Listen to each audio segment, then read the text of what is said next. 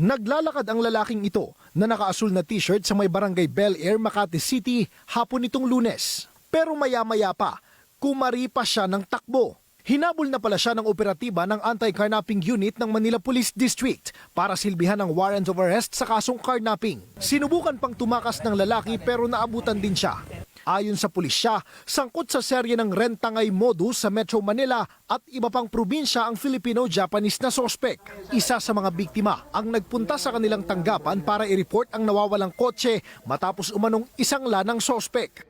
Itong ating suspect, narenta niya itong sasakyan ni Mark na inassume niya sa ating complainant. Tatangin niya nga yung sedan, only to find out na wala na nga yung sasakyan.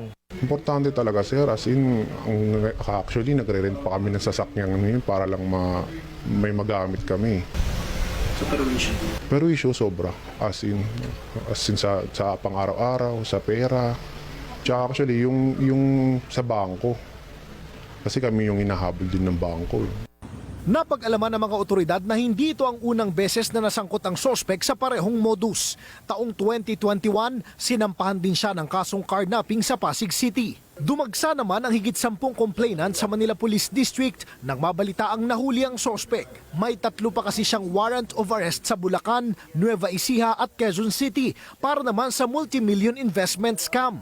Nag-invest kami sa kanya ng buy and sell sa Japan. Inofferan niya kami ng investment na bibili kami ng mga gadget. Humingi siya ng pondo sa amin ng pera until umabot kami ng 77 million.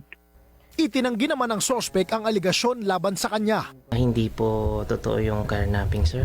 Nagkataon lang din po na inassume yun and then nasanla and then yung pinagsanlaan is tinangay yung sasakyan.